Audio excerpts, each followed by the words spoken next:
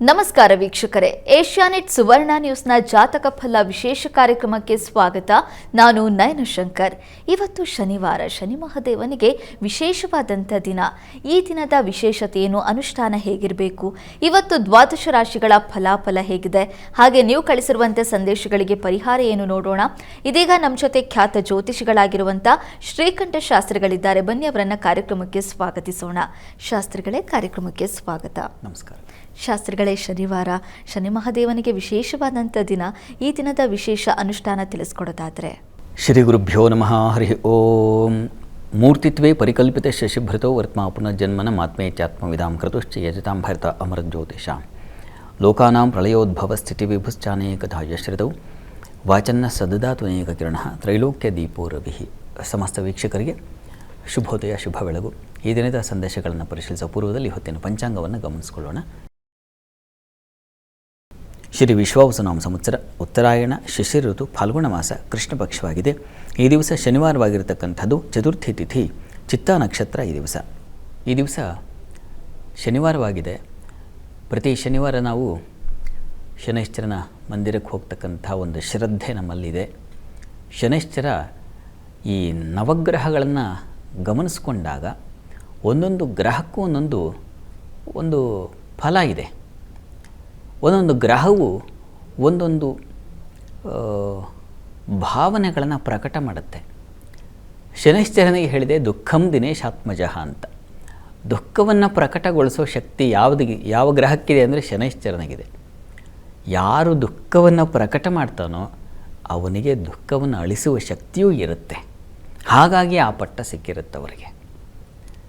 ಶಿವನಲ್ಲಿ ಪ್ರಾರ್ಥನೆ ಮಾಡಿದಾಗ ಶನೈಶ್ಚರ ಸಹಸ್ರ ವರ್ಷಗಳ ಕಾಲ ಅವನ ತಪಸ್ಸು ಸುದೀರ್ಘವಾದದ್ದು. ಶನೈಶ್ಚರ ನೋಡಿ ಕಲ್ತ್ಕೊಳ್ಬೇಕಾಗಿರ್ತಕ್ಕಂಥ ನಾವು ಪುರಾಣಗಳನ್ನು ತೆಗೆದರೆ ನಿಮಗೆ ಶನೈಶ್ಚರನ ಒಂದು ಶ್ರದ್ಧೆ, ಅವನ ಅವಿರತ ತಪಸ್ಸು, ಶಿಸ್ತು, ಇದಕ್ಕೆಲ್ಲ ಅಧಿಪತಿಯಾಗಿರ್ತಕ್ಕಂಥವನು ಶನೈಶ್ಚರ. ಹೀಗಾಗಿ ಯಾರಿಗೆ ಶಿಸ್ತಿಲ್ಲವೋ ಅವರಿಗೆ ವಸ್ತುತಃ 7:30ಗಾಗಿ ಕಾಯಬೇಕಾಗಿಲ್ಲ ನಾವು. ನನಗೆ ಶುರುವಾಗುತ್ತೆ 7:30 ಈಗ, ಅಥವಾ ನನಗೀಗ ನಡೀತಾ ಇದೆ, ಹೀಗಾಗಿ ನನಗೆ ತೊಂದರೆಗಳು ಬರ್ತಾ ಇದೆ ಅಂತ ನೀವು ಭ್ರಮಿಸಿದರೆ ಅದು ಸ್ವಲ್ಪ ಪ್ರಮಾಣದಲ್ಲಿ.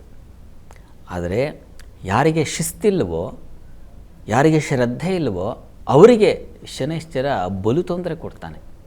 ಯಾವ ಕೆಲಸಗಳು ಆಗೋದಿಲ್ಲ, ಎಲ್ಲವೂ ಅಪೂರ್ಣವಾಗುತ್ತೆ, ಎಲ್ಲವೂ ವಿಳಂಬವಾಗುತ್ತೆ, ಎಲ್ಲದಕ್ಕೆ ಕಾಯಬೇಕಾಗತ್ತೆ. ಮತ್ತು ಕೊನೆಗೆ ದುಃಖವನ್ನೇ ನಾವು ಪಡಿಬೇಕಾಗತ್ತೆ. ಹೀಗಾಗಿ ನೀವು ಶನೈಶ್ಚರನ ಕೃಪೆಗೆ ಪಾತ್ರರಾಗಬೇಕಿದ್ರೆ ಮೊದಲು ಶಿಸ್ತನ್ನು ಏರ್ಪಾಡು ಮಾಡಿಕೊಳ್ಬೇಕು. ಶನೈಶ್ಚರನ ಅನುಗ್ರಹ ಬೇಕು ಅಂದರೆ ನಮಗೆ ಒಂದು ಪ್ರಬಲವಾದ ಶಿಸ್ತು ಬೇಕು. ತನ್ನ ಮೂಲಕ ಬದುಕು ತಾನಾಗೇ, ಯಾರಿಗೆ ಶಿಸ್ತಿರುತ್ತೆ ಅವ್ರಿಗೆ ಕೆಲಸವು ತಾನಾಗೇ ಆಗಿಬಿಡುತ್ತಲ್ವ. ಹೀಗೆ ಶನೈಶ್ಚರನ ಕೃಪೆ ಅವನು ದುಃಖವನ್ನು ಅಳಿಸಿ ಹಾಕ್ತಾನೆ. ಹೀಗಾಗಿ ಶನೈಶ್ಚರನ ಮುಂದೆ ನಿಂತು ನಾವು, ಅಪ್ಪ ನೀನು ದುಃಖವನ್ನು ಪ್ರಕಟ ಮಾಡುವಂಥವನು ಅಂತ ಹೇಳ್ತಾರೆ, ಆದರೆ ದುಃಖವನ್ನು ನೀಗಿಸುವ ಶಕ್ತಿಯೂ ನಿನಗೆ ಇದೆ. ಈ ಕಾರಣದಿಂದಾಗಿ ನಾನು ನಿನ್ನಲ್ಲದೆ ಮತ್ತಿನ್ಯಾರು ಅನ್ಯಥಾ ಶರಣಂ ನಾಸ್ತಿ ತ್ವಮೇವ ಶರಣಂ ಮಮ ತಸ್ಮಾತ್ ಕಾರುಣ್ಯಮ ಭಾವೇನ ಅಂತ ಹೋಗಿ ಬೇರೆ ಎಲ್ಲಿ ಶರಣಾಗತಿ, ನನಗೆ ಈ ದುಃಖದಿಂದ ಹೊರಗೆ ಬರಲಿಕ್ಕೆ ಶರಣಾಗತತ್ವ ಎಲ್ಲಿದೆಯಪ್ಪ ಅಂದರೆ ಎಲ್ಲೂ ಇಲ್ಲ, ಕಾಣ್ತಾ ಇಲ್ಲ ನಂಗೆ ದಾರಿ, ಅದು ನಿನ್ನಲ್ಲೇ ಅಂತ ಹೇಳಿ ಒಂದು ಎಳ್ಳೆಣ್ಣೆಯ ದೀಪವನ್ನು ಹಚ್ಚಿ ಶನೈಶ್ಚರನನ್ನು ಭಕ್ತಿಯಿಂದ ಶ್ರದ್ಧೆಯಿಂದ ಪ್ರಾರ್ಥನೆ ಮಾಡಿದ್ರೆ ಎಲ್ಲ ಕಡೆಗೂ ನಿಮ್ಮ ಕೆಲಸಗಳಲ್ಲಿ ಅವನ ಒಂದು ಕೃಪೆ ಉಂಟಾಗಿ ವಿಶೇಷ ಸಾಧನೆ ಮಾಡ್ತೀರ. ಶನೈಶ್ಚರ ಅಧಿಕಾರಿ, ಅವನೇನಾದರೂ ಒಲ್ದು ಬಿಟ್ಟರೆ ಅವರು ಅಲ್ಲಿ ಹೇಳುತ್ತಲ್ಲ, ಶಾಸ್ತ್ರಗಳಲ್ಲೇ ಹೇಳುತ್ತೆ, ಪುರಬಲ ಗ್ರಾಮಾಗ್ರಣಿ ರಾಜಾಧಿಪೋ ಅಂತ. ಹಾಗೆ ಅಧಿಕಾರಿಗಳಾಗ್ಬಿಡ್ತೀರ. ನೀವು ಎಲ್ಲಿದ್ದರೆ, ಬೀದಿ ಕಸ ಗುಡಿಸೋ ಕೆಲಸದಲ್ಲಿದ್ದರೆ ಆ ಕಸ ಗುಡಿಸೋನಿಗೆ ಹೆಡ್ ಆಗಿರ್ತೀರ, ಕೆಲಸದಲ್ಲಿದ್ದರೆ ಆ ಟೀಮ್ ಲೀಡ್ರ್ ಆಗಿರ್ತೀರ, ಇಲ್ಲ ನೀವು ಸಮಾಜ ಸೇವೆಯಲ್ಲಿದ್ದರೆ ಜನನಾಯಕರೇ ಆಗಿಬಿಟ್ಟಿರ್ತೀರ, ಹಾಗೆ ಎಲ್ಲಿದ್ದರೆ ಅಲ್ಲಿ ಲೀಡ್ರ್ ಆಗಿಬಿಡ್ತೀರ. ಶ್ರಮಿಕರಿಗೆ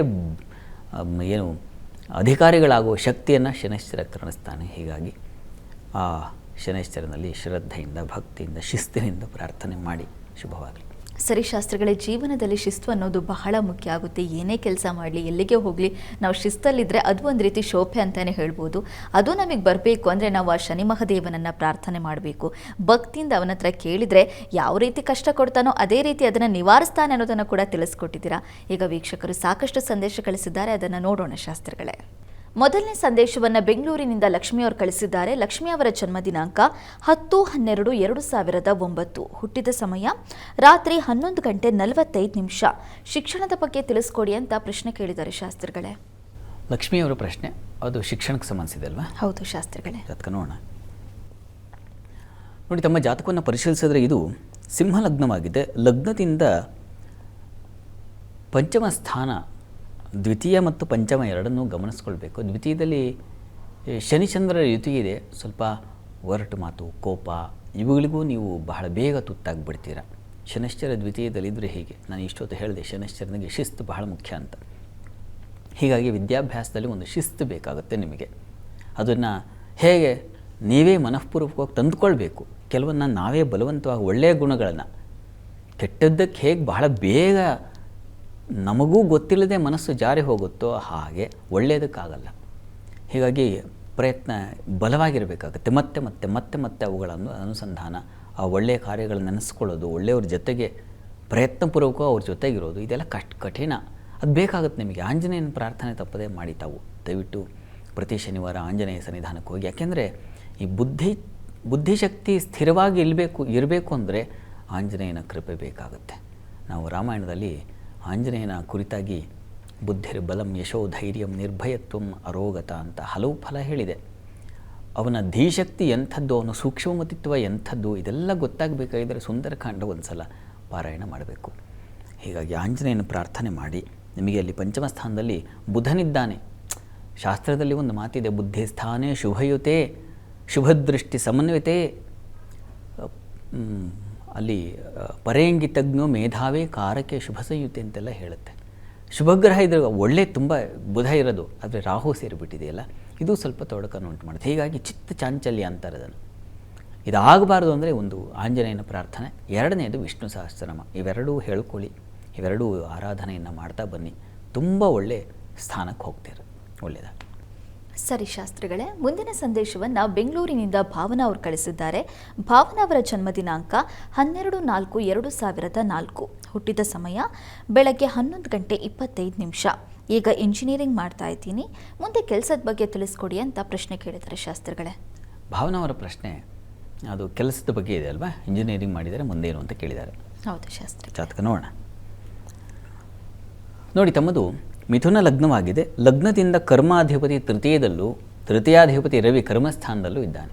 ಅದೇ ಒಂದು ಸ್ವಲ್ಪ ಹೋರಾಟ ಸ್ವಭಾವ ಇರುತ್ತೆ. ಯಾವುದೊಂದಕ್ಕೂ ಪಡ್ಕೊಳ್ಳಿಕ್ಕೆ ಹೋರಾಟ ಮತ್ತು ಅದರಲ್ಲಿ ಗೆಲುವನ್ನು ಕಾಣ್ತಕ್ಕಂಥ ಶಕ್ತಿಯೂ ಕೂಡ ಇದೆ. ಹೀಗಾಗಿ ತುಂಬ ಚೆನ್ನಾಗಿದೆ. ಆತಂಕ ಬೇಡ. ಪ್ರಸ್ತುತ ಕಾಲವನ್ನು ನೋಡಿದ್ರೆ ತಮಗೆ ರಾಹು ದಶೆಯಲ್ಲಿ ಈಗ ರಾಹು ಭುಕ್ತಿ ನಡೀತಾ ಇದೆ. ನೋಡಿ, 2028 ಜುಲೈ ನಂತರ ನಿಮಗೆ ಈಗಲೂ ಚೆನ್ನಾಗಿದೆ. ರಾಹು ಲಾಭದಲ್ಲಿದ್ದಾಗ ಲಾಭವನ್ನೇ ಕೊಡ್ತಾನೆ. ಪಾಪಗ್ರಹಗಳು ಅಲ್ಲಿ ವರಾಹಮಿಹಿರ ಒಂದು ಮಾತಿದೆ, ತೃತೀಯ ಲಾಭಕ್ಷಗತೈ ಪಾಪಕೈ ಸುಖೀತು ಗರ್ಭೋ ರವಿಣ ನಿರೀಕ್ಷಿತ ಅಂತ. ಇದೆಲ್ಲ ತುಂಬ ಒಳ್ಳೆಯ ಫಲವನ್ನು ಹೇಳಿದೆ. ಹೀಗಾಗಿ ಪಾಪಗ್ರಹ ಲಾಭದಲ್ಲಿ ರಾಹು ಇದ್ದರೆ ವಿದೇಶ ಸಂಪರ್ಕಗಳು ಹೆಚ್ಚಾಗಿ ಚೆನ್ನಾಗಿ ಒಳ್ಳೆಯ ಬಲಿಷ್ಠವಾದ ಸಂಪಾದನೆಯನ್ನು ತಂದುಕೊಡುತ್ತೆ ಅಂತ. ಹೀಗಾಗಿ ಪ್ರಯತ್ನ ಮಾಡಿ. ಚೆನ್ನಾಗಿದೆ ನಿಮ್ಮ ಬದುಕು ಚೆನ್ನಾಗಿರುತ್ತೆ. ಆತಂಕ ಬೇಡ. ಒಳ್ಳೆಯದಾಗಲಿ. ಸರಿ ಶಾಸ್ತ್ರಿಗಳೇ, ಮುಂದಿನ ಸಂದೇಶವನ್ನು ಬೆಂಗಳೂರಿನಿಂದ ಶ್ರೀಶಾಂತಿ ಅವರು ಕಳಿಸಿದ್ದಾರೆ. ಶ್ರೀಶಾಂತಿ ಅವರ ಜನ್ಮ ದಿನಾಂಕ 9/5/1997. ಹುಟ್ಟಿದ ಸಮಯ ಮಧ್ಯಾಹ್ನ 12:15. ಮದುವೆ ಯಾವಾಗ ಆಗುತ್ತೆ ತಿಳಿಸ್ಕೊಡಿ ಅಂತ ಪ್ರಶ್ನೆ ಕೇಳಿದ್ದಾರೆ ಶಾಸ್ತ್ರಿಗಳೇ. ಶ್ರೀಶಾಂತಿಯವರ ಪ್ರಶ್ನೆ ಅದು ವಿವಾಹಕ್ಕೆ ಸಂಬಂಧಿಸಿದೆ ಅಲ್ವಾ? ಹೌದು ಶಾಸ್ತ್ರಿಗಳೇ. ಜಾತಕ ನೋಡೋಣ. ನೋಡಿ, ತಮ್ಮದು ಕರ್ಕಟಕ ಲಗ್ನವಾಗಿದೆ. ಲಗ್ನದಿಂದ ವಿವಾಹದ ಅಧಿಪತಿ ಶನೈಶ್ಚರ ಭಾಗ್ಯಸ್ಥಾನದಲ್ಲಿದ್ದಾನೆ, ಗುರುವಿನ ಮನೆಯಲ್ಲಿ. ಆ ಗುರು ಭಾಗ್ಯಾಧಿಪತಿ ಸಪ್ತಮ ಸ್ಥಾನದಲ್ಲಿ ನೀಚನಾಗಿರ್ತಕ್ಕಂಥದ್ದು, ಷಷ್ಠಾಧಿಪತಿಯೂ ಹೌದು ಅವನು. ಹೀಗಾಗಿ ಷಷ್ಠೇಶೇ ದಾರಭಾವಸ್ಥೆ ದಾರ ಸುಖೋಜ್ಜಿತ ಅಂತ ಹೇಳಿದೆ. ಅಂದರೆ ವಿವಾಹ ಸೌಖ್ಯಕ್ಕೆ ತೊಂದರೆ ಉಂಟಾಗುತ್ತೆ, ಸ್ವಲ್ಪ ತೊಡಕುಗಳು ಆಘಾತಗಳು ಏರ್ಪಾಡಾಗುತ್ತೆ ಅಂತ ಶಾಸ್ತ್ರದ ಮಾತು. ಇದಕ್ಕೆ ಗುರು ಮತ್ತು ತಾವು ಕುಜ, ದ್ವಿತೀಯದಲ್ಲಿ ಕುಜ ಬೇರೆ ಇದ್ದಾನೆ. ದ್ವಿತೀಯದಲ್ಲಿ ಕುಜ ಇದ್ದರೆ ಅದನ್ನು ಕುಜ ದೋಷ ಅಂತಲೂ ಕರೀತಾರೆ. ಇರಲಿ, ಎರಡನ್ನೂ ದಯವಿಟ್ಟು ಮಾಡಿಸಿ. ಕುಜಶಾಂತಿ ಮತ್ತು ಗುರುಶಾಂತಿ ಇವೆರಡೂ ಅನಿವಾರ್ಯ ಇದೆ. ದಯವಿಟ್ಟು ಈ ಶಾಂತಿಗಳನ್ನು ಮಾಡಿಸೋದ್ರಿಂದಾಗಿ ನೋಡಿ, ಗ್ರಹಶಾಂತಿ ಅಂದರೆ ಹೇಗೆ, ಅದು ಯಾವ ರೀತಿಯಲ್ಲಿ ಇದು ಸಹಾಯ ಮಾಡುತ್ತೆ ಅಂದರೆ, ನೀವು ಯಾವ ಸಂಕಲ್ಪ, ನಿಮ್ಮ ಇಚ್ಛೆ ಇದೆ, ಆ ಇಚ್ಛೆಗೆ ದಾರಿಯನ್ನು ಸುಲಭ ಮಾಡಿಕೊಡುತ್ತೆ. ಗ್ರಹಶಾಂತಿ ಅಂತಂದರೆ ಆ ಗ್ರಹಗಳನ್ನು ಒಂದು ಕಡೆ ಅಂದರೆ ಮಂತ್ರವತ್ತಾಗಿ ಸ್ಥಾಪಿಸಿ ಆವಾಹನೆ ಮಾಡಿ ಅವುಗಳಿಗೆ ವಿಶೇಷ ಪೂಜಾದಿಗಳನ್ನು ನೆರವೇರಿಸಿ ಜೊತೆಗೆ ಅದಕ್ಕೆ ಹವನ, ಆ ದ್ರವ್ಯಗಳು, ಆ ಗ್ರಹಗಳಿಗೆ ಹೇಳಿರ್ತಕ್ಕಂಥ ದ್ರವ್ಯಗಳಲ್ಲಿ ಹೋಮವನ್ನು ಮಾಡ್ತಕ್ಕಂಥದ್ದು, ಇದು ಶಾಂತಿ ಅಂತ ಅನ್ನಿಸ್ಕೊಳ್ಳುತ್ತೆ. ಅದರಿಂದ ತುಂಬ ನಮಗೆ ಅನುಗ್ರಹ ಉಂಟಾಗುತ್ತೆ. ಭಗವಂತನ ಕೃಪೆ ಆದರೆ 2 ಕ್ಷಣದಲ್ಲಿ ನಮ್ಮ ಸಂಕಲ್ಪ ಈಡೇರುತ್ತೆ. ಅದಕ್ಕೆ ದಾರಿಯಾಗುತ್ತೆ ಶಾಂತಿ ಮಾಡೋದ್ರಿಂದ. ಗುರುದಶೆಯಲ್ಲಿ ತಮಗೀಗ ಬುಧನ ಒಂದು ಕಾಲ ನಡೀತಾ ಇದೆ. ತಾವು ಪ್ರಯತ್ನ ಮಾಡಿ, ಪ್ರಯತ್ನಕ್ಕೆ ಈ ಶಾಂತಿಯಿಂದಾಗಿ ನಿಮಗೆ ನಿಮ್ಮ ಗುರಿ ತಲುಪಲಿಕ್ಕೆ ಸಹಾಯ ಆಗುತ್ತೆ. ಒಳ್ಳೆಯದಾಗಲಿ ತಮಗೆ. ಸರಿ ಶಾಸ್ತ್ರಿಗಳೇ, ಮುಂದಿನ ಸಂದೇಶವನ್ನು ಭಟ್ಕಳದಿಂದ ದಿಗಂಬರ್ ಅವರು ಕಳಿಸಿದ್ದಾರೆ. ದಿಗಂಬರ್ ಅವರ ಜನ್ಮ ದಿನಾಂಕ 4/11/1964. ಹುಟ್ಟಿದ ಸಮಯ ಮಧ್ಯರಾತ್ರಿ 12:30. ಜೀವನ ಹೇಗಿದೆ ತಿಳಿಸ್ಕೊಡಿ ಅಂತ ಪ್ರಶ್ನೆ ಕೇಳಿದ್ದಾರೆ ಶಾಸ್ತ್ರಿಗಳೇ. ದಿಗಂಬರ್ ಅವರ ಪ್ರಶ್ನೆ ಜೀವನ ಹೇಗಿದೆ ಅಂತ ಕೇಳಿದ್ದಾರೆ. ಹೌದು ಶಾಸ್ತ್ರಿಗಳೇ. ಜಾತಕ ನೋಡೋಣ. ನೋಡಿ, ತಮ್ಮ ಜಾತಕವನ್ನು ಪರಿಶೀಲಿಸಿದ್ರೆ ಇದು ಕರ್ಕಟಕ ಲಗ್ನವಾಗಿದೆ. ಲಗ್ನದಿಂದ ಜೀವನ ಸ್ಥಾನ ಅಂತ ಒಂದಿದೆ. ಆ ಸ್ಥಾನದಲ್ಲಿ ಗುರುವಿದ್ದಾನೆ. ಭಾಗ್ಯಾಧಿಪತಿ ಜೀವನ ಸ್ಥಾನದಲ್ಲಿದ್ದರೆ ಭಾಗ್ಯೇಶೇ ರಾಜಭಾವಸ್ಥೆ ಅಥವಾ ಕರ್ಮಭಾವಸ್ಥೆ ರಾಜಾಥ ತತ್ಸಮಃ ಅಂತ ಹೇಳಿದೆ. ರಾಜನೇ ಆಗ್ತಾನೆ ಅಥವಾ ಆ ಸಮಾನನಾಗ್ತಾನೆ ಅಂತ. ಅಲ್ಲಿ ಗುರುವು ಕರ್ಮಸ್ಥಾನದಲ್ಲಿದ್ದರೆ ಇನ್ನೊಂದು ಶಾಸ್ತ್ರದಲ್ಲಿ ಒಂದು ಮಾತನ್ನು ಹೇಳಿದೆ, ನಭಸ್ಯ ಅತಿಧನಿ ಮಹೇಶ ಪ್ರಿಯ ಅಂತ ಹೇಳಿದೆ. ಹೀಗಾಗಿ ಅತಿಧನಿ ಸಾಕಷ್ಟು, ಮತ್ತು ಆ ಕರ್ಮಾಧಿಪತಿ ಧನಸ್ಥಾನದಲ್ಲಿ ಬೇರೆ ಇದ್ದಾನೆ. ಇದು ತುಂಬ ಒಳ್ಳೆಯದಲ್ವ. ಹೀಗಾಗಿ ಹಣಕಾಸಿನ ಸಮೃದ್ಧಿ, ಜೀವನದಲ್ಲಿ ಉನ್ನತಿ, ಶುಭ ಫಲ. ಭಾಗ್ಯಾಧಿಪತಿಯಂತೂ ಕರ್ಮಸ್ಥಾನದಲ್ಲಿರೋದು ತುಂಬ ಒಳ್ಳೆಯದು. ಪ್ರಸ್ತುತ ನಿಮಗೆ ಬುಧದಶೆಯಲ್ಲಿ ನಡೀತಾ ಇರತಕ್ಕಂಥದ್ದು. ಈಗ ಶನೈಶ್ಚರನ ಕಾಲ ನಡೀತಾ ಇದೆ. ನಿಮಗೆ ಶನೈಶ್ಚರ ಕೂಡ ಸ್ವಕ್ಷೇತ್ರದಲ್ಲಿ ಇರತಕ್ಕಂಥವನು. ಹೀಗಾಗಿ ತುಂಬ ಚೆನ್ನಾಗಿದೆ, ಕಾಲ ಚೆನ್ನಾಗಿದೆ, ಜೀವನ ಚೆನ್ನಾಗಿರುತ್ತೆ. ಯೋಚನೆ ಮಾಡಬೇಡಿ. ಒಳ್ಳೆ ಗ್ರಹಾನುಗ್ರಹ ಇದ್ದಾಗ ನಮ್ಮ ಬದುಕಿಗೆ ನಾವು ಕಷ್ಟಪಡಬೇಕಾಗಿಲ್ಲ. ರಸ್ತೆಯಲ್ಲಿ ಹೋಗುವಾಗ ನಾವು ತುಂಬ ಟ್ರಾಫಿಕ್ ಇದೆ ಅಂತ ಅಂದ್ಕೊಂಡು ಕಾಲಿಟ್ಟರೆ, ನಾವು ಹೋದ ಜಾಗದಲ್ಲೆಲ್ಲ ಸಿಗ್ನಲ್ ಓಪನ್ ಆಗಿಬಿಟ್ರೆ ಹೇಗಾಗುತ್ತೆ ಹೇಳಿ. ಆ ರೀತಿಯ ಒಂದು ಸುಖ ಜೀವನ ನಿಮಗಿದೆ. ಜೀವನದಲ್ಲಿ ಯಾವುದೇ ಟ್ರಾಫಿಕ್ ಜಾಮ್ ಇಲ್ಲ. ನಿಮಗೆ ಸುಲಭವಾಗಿ ಸೇರ್ಕೊಳ್ತೀರಾ ಗುರಿಯನ್ನು. ಒಳ್ಳೆಯದಾಗಲಿ.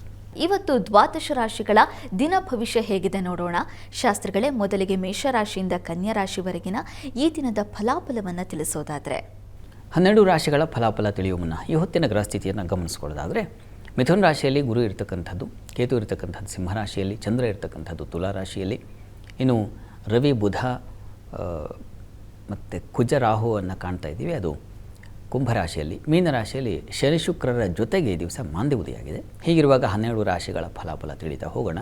ಮೊದಲಿಗೆ ಮೇಷರಾಶಿ. ಮೇಷರಾಶಿಯವರೆಗೆ ಈ ದಿವಸ ನಿಮಗೆ ಸ್ವಲ್ಪ ಹೆಚ್ಚಿನ ವ್ಯಯ ಸೂಚಿಸ್ತಾ ಇದೆ. ಅಪವ್ಯಯ ಅಂತ ಕರೀತಾರೆ. ಏನು, ಯಾವುದಕ್ಕೆ ಬೇಡವೋ ಅದಕ್ಕೆ ದುಡ್ಡು ಹಾಕೋದು, ಆಮೇಲೆ ತಲೆ ಮೇಲೆ ಕೈ ಹೊತ್ಕೊಳ್ಳೋದು, ಆ ರೀತಿಯ ಒಂದು ಸಾಧ್ಯತೆ ಸೂಚಿಸ್ತಾ ಇದೆ. ಹುಷಾರು. ಮತ್ತು ಈ ದಿವಸ ಸಂಗಾತಿಯಲ್ಲಿ ಅನ್ಯೋನ್ಯತೆ, ಸಾಮರಸ್ಯ ತುಂಬ ಚೆನ್ನಾಗಿದೆ. ಪ್ರೀತಿ ವಿಶ್ವಾಸಗಳಿರುತ್ತೆ ಈ ದಿವಸ. ಮಾರುಕಟ್ಟೆಗಳಲ್ಲಿ ಈ ಹಣ್ಣು ಹೂವು, ಈ ಹಲವು ಬಗೆಯ ಮಾರುಕಟ್ಟೆ ಅಂದರೆ ಎಲ್ಲವೂ ಮಿಶ್ರಣದ ಮಾರುಕಟ್ಟೆ. ಅದು ಅಲ್ಲೆಲ್ಲ ತುಂಬ ಚೆನ್ನಾಗಿದೆ.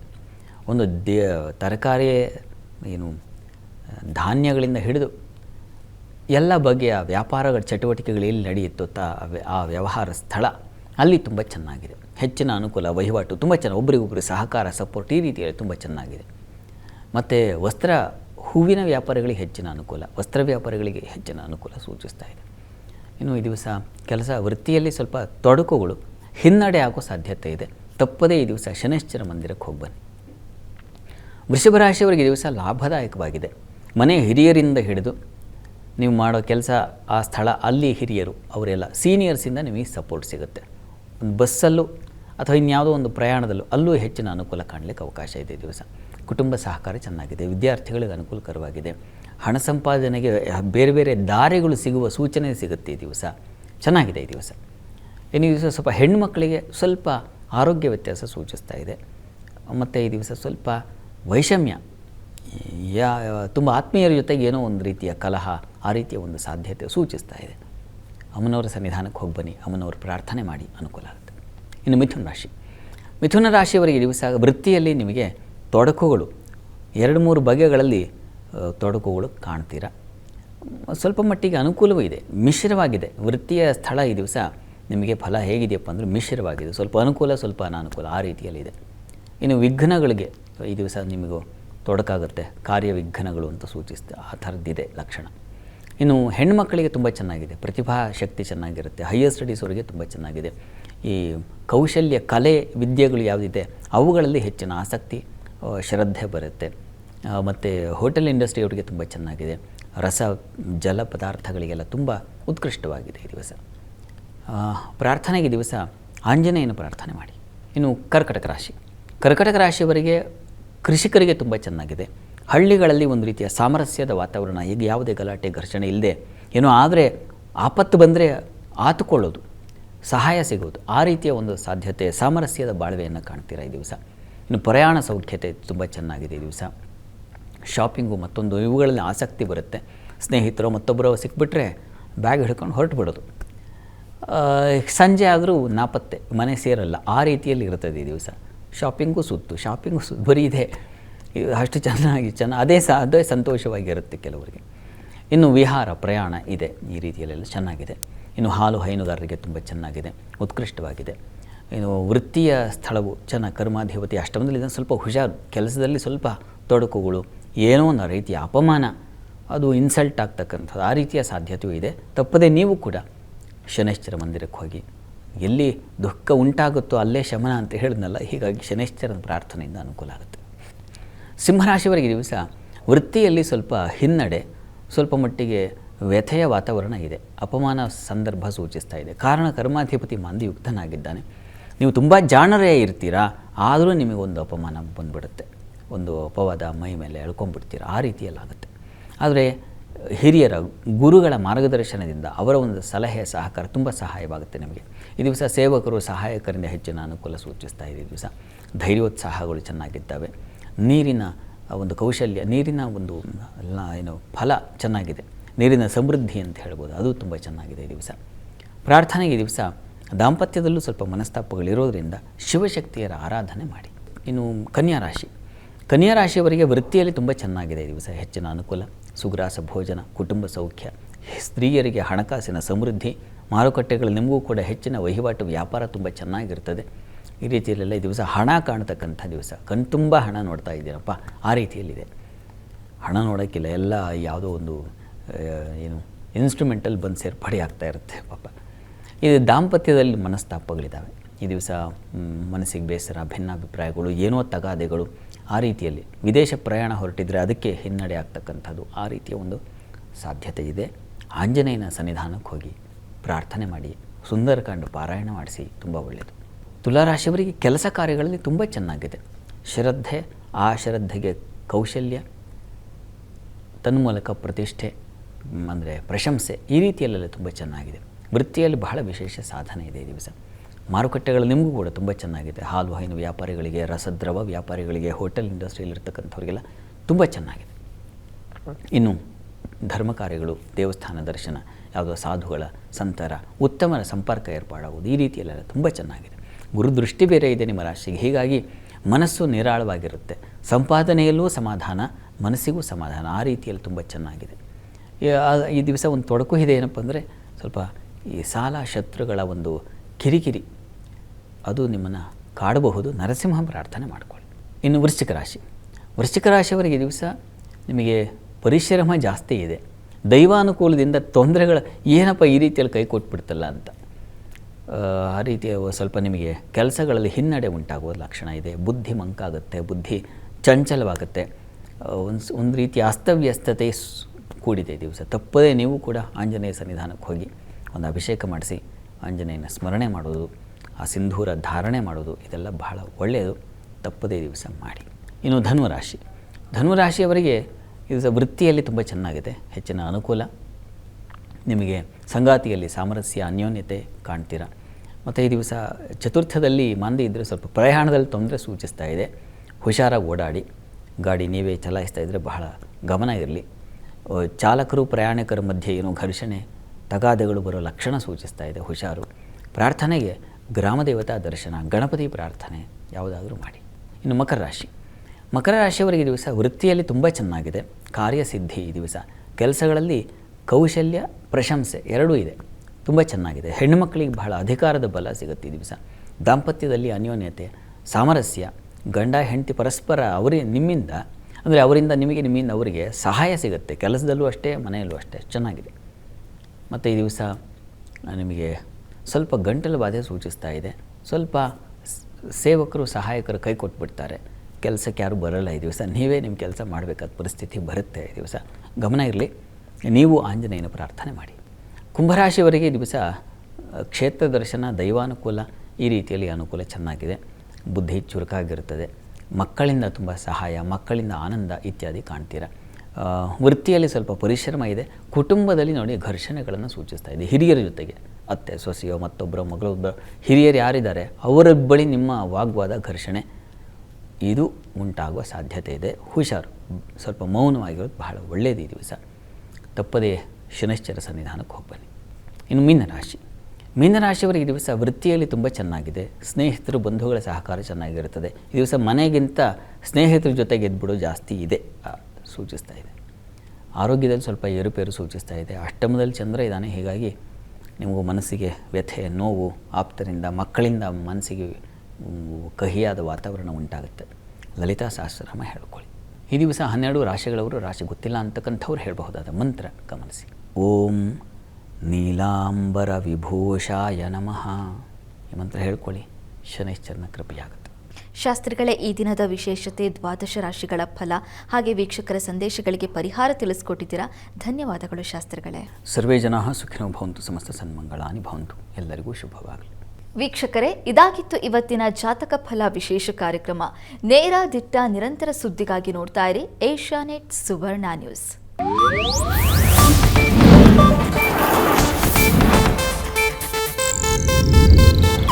ಇದು ಏಷ್ಯಾನೆಟ್ ನ್ಯೂಸ್ ನೆಟ್ವರ್ಕ್ ಪ್ರಸ್ತುತಿ.